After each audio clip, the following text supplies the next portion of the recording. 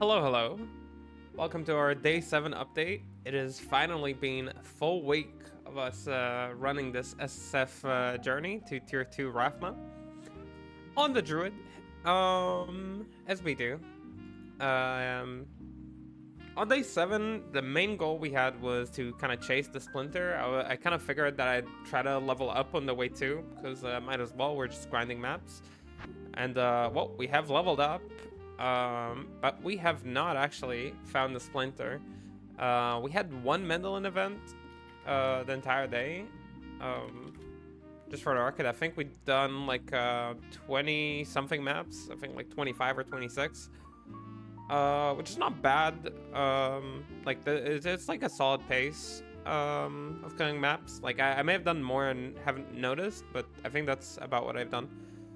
So yeah, we are still chasing a Splinter. Our goal right now is to get a Splinter and kill our first tier 0 Rathma. I think we are more than ready. If we're just talking like gear-wise, I have like a bunch of stuff saved up over here that could all be like used with like the best thing we got so far being the Frio's Guardian Angel we got on day 6.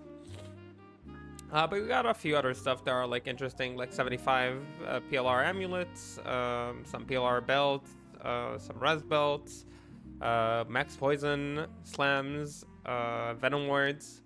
I have a couple. I'm not sure which ones will be the best. I'm just saving stuff in general. We got the snake horde that might be useful to cap our PLR. I also crafted some PLR rings. I'll try to craft more. It just costs hell runes, which we don't have a lot of. But I'm just gonna figure it out or just cube up to that. I might craft some PLR boots as well because we haven't found amazing boots so far for Rathma. Like we have like the Inferno Strides and the Water Walks that are okay. But other than that, nothing too crazy. So yeah, we might choose to go with PLR boots as well, just to get our PLR up. And yeah, that's kind of like where we're at on the Splinter chase. Let me bring up the video of the loot from day 7. And I think we had a relatively long day. We went for about 7 hours, I think.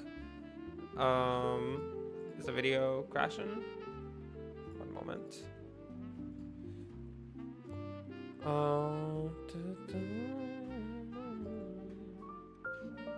Alright, this should be fine.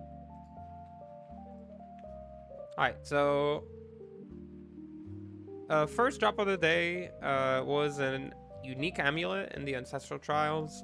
Yeah, getting rid of some stuff here. And it was a Mime Oak. We're obviously looking for some specific amulets right now. We managed to drop a ring a moment afterwards. It was a Dwarf Star. Only a 4%, so easy slam. Hit lifesteal, so nothing major there. Later in the same one, I believe, or it might have been the next Ancestral, we drop an Eye of Etlich. So another amulet we're not too interested in. And kind of good to keep in mind that like at this point of our grind, a lot less items are exciting to us because we upgraded so much. So a lot of drops end up being like not as significant anymore. Rainbow Facet though is always nice to get. Sadly, the lightning is the only facet that druids cannot use for any build, so it's just gonna sit there in my stash for now. But nice to see facet drops. And a unique spirit drops at Ariat, and it is the Raven Lord. It's our first Raven Lord that we dropped. It is used for Fire Druid. Sadly, it breaks. Fire Druid is a very fun build to like play, so I would have enjoyed having that. We do drop a secondary Water Walk, and yeah, we end up slamming it. It sadly breaks, and even sadder, it slammed the slam we're looking for basically on Water Walks is either max fire, max poison, or max cold. And it slammed max fire, which is amazing both for declone and for Rathma tier 2. So it would have been an amazing pair of boots. Sadly they broke, but is what is. Yeah, a little bit heartbreaking, but hopefully we'll get to see another one of those kind of slams. We also get another amulet. It's another Mame Oak. Drops in the same map. Later, while killing the boss, we drop a unique ring, and you can see we dropped a lot of unique rings, a lot of unique amulets. This is the Manal Teal. We haven't seen this in a little while, so yeah, I had to come back to visit. Yeah, and this is the one Mendelin event that we did have that day. I decided to bump up the player count for 8 for the Mendelin event, and the experience per second just shot up like crazy.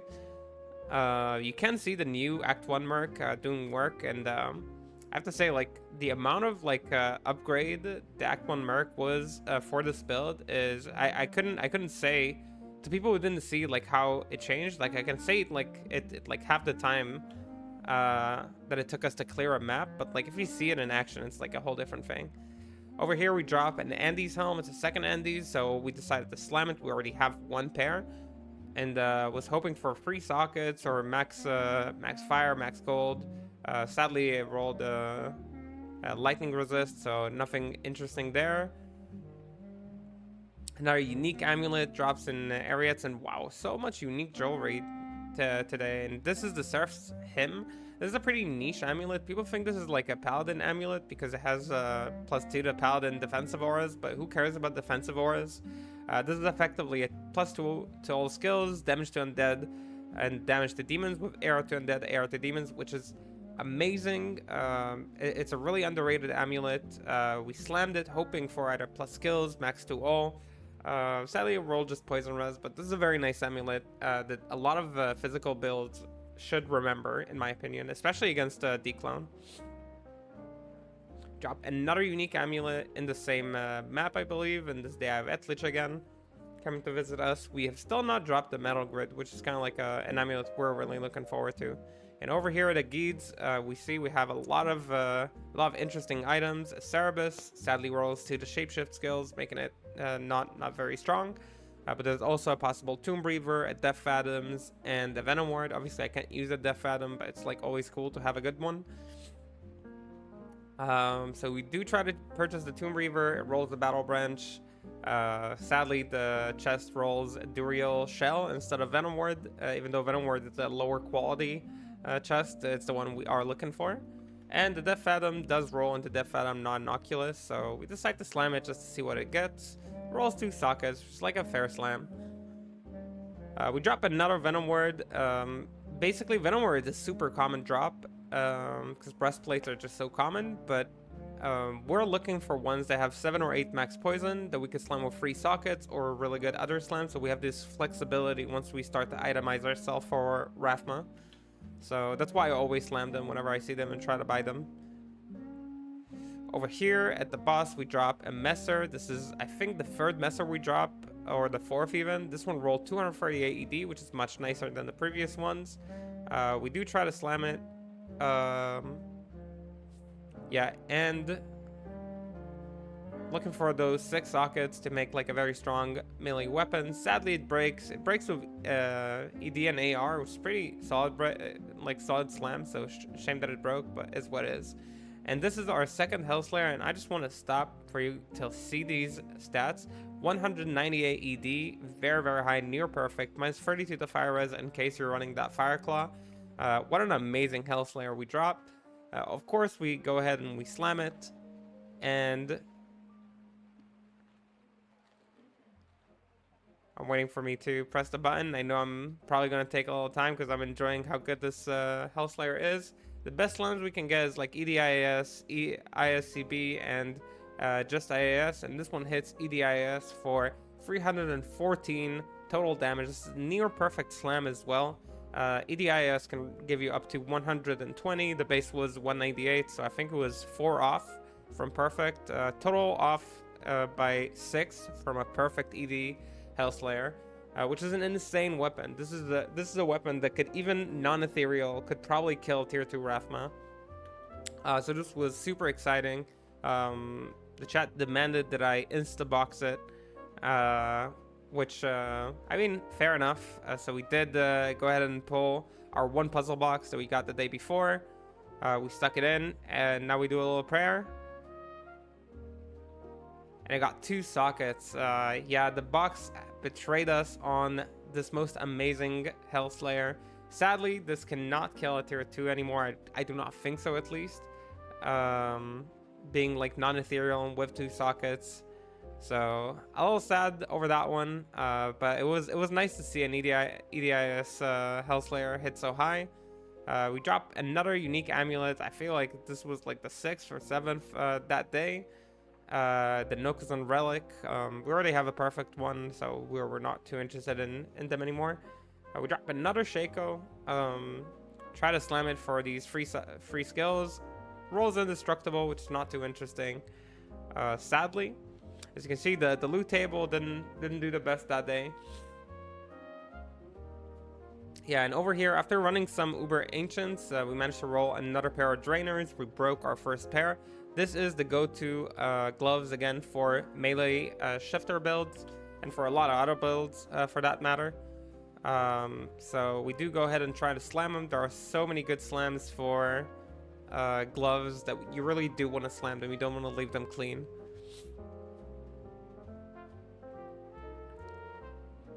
And they seem to have survived, and they run +4 to all attributes, which is an okay slam. It's not like too good, not too bad.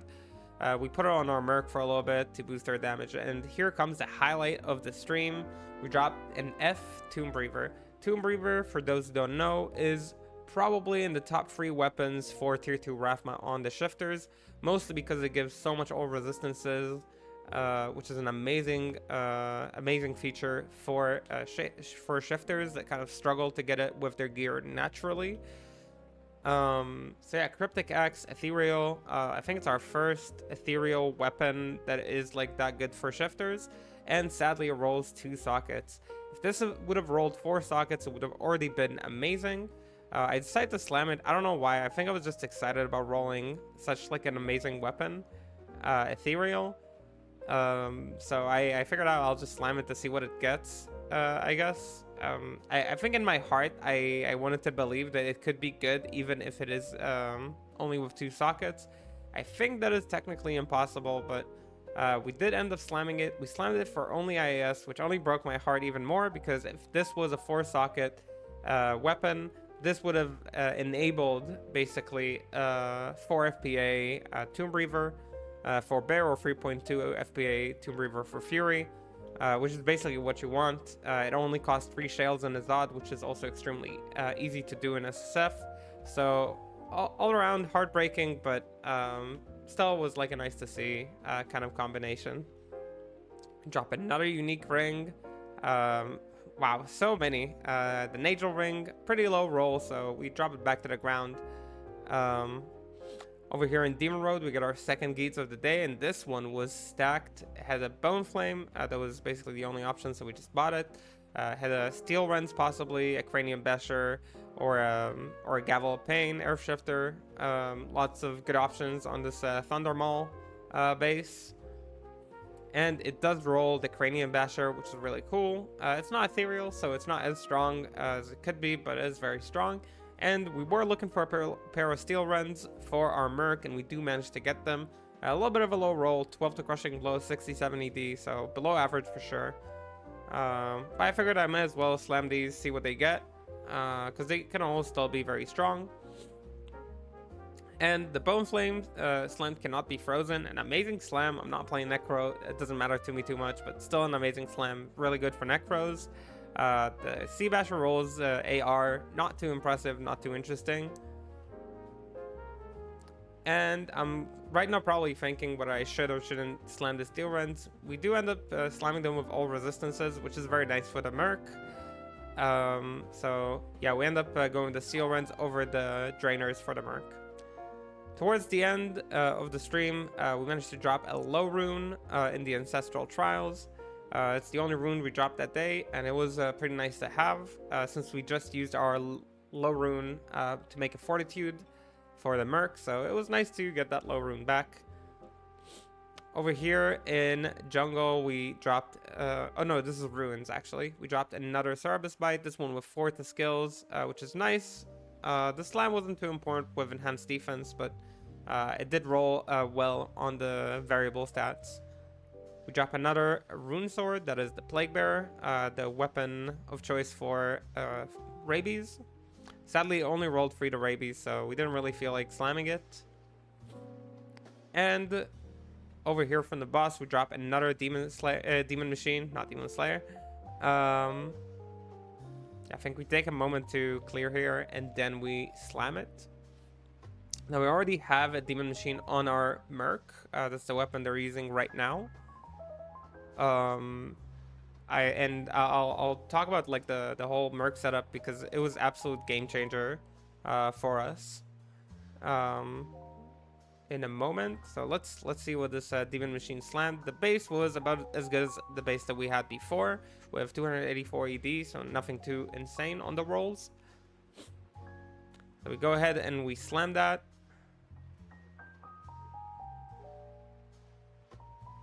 And sadly, it breaks with damage to demons and AR against demons, which is about as good as the slam we already have. So yeah, let me do this. So a lot of breaks, a lot of hard breaks as well. But overall, we're making progress. We're leveling up. We did get to level 94. So yeah, right now we're using that first demon machine that we got. It slammed AR. It has like a little bit more damage because the jewel we have inside. It's not because it rolled high damage, so this could be misleading. We decided to use one malice on it because we're not going to waste a puzzle box on this kind of demon machine. But basically, this merc setup with the giant skull for a ton of ED, with the fortitude, and with the demon machine, such an amazing setup for us. Basically, it took us from clearing maps at like 30 minutes to 15 or less minutes. We managed to do like a 7-minute sewers already, which is really good time. So overall, an amazing buff to us. It really changed our game and how fast we can farm. We even respect during the stream just so we could teleport faster to keep up with how fast she is killing everything. For anyone who didn't ever play like a summoner with that like demon machine setup, with that kind of like green goblin archetype that's how people call it because of like the Templars, I really recommend trying it. It is in case you're looking for a very like how would I call it? It's like a mix of like being able to loot around because you're not like attacking or using skills or anything. You're just like teleporting while still clearing very fast and seeing like hordes of things dying. Yeah, and for people who don't really want to stress their arms too much, because I'm playing for long periods of time, I want to use a relatively low stress on my arm and like hand like kind of build. I think this is a really cool combination of all these things. So you can definitely give it a shot. On day 8, our goal is not really changing. We're still chasing a Splinter to do that tier 0 Rathma for the first time. I'm saying might because I wanted to do it yesterday and then I figured out there's no real reason for me to farm pests right now.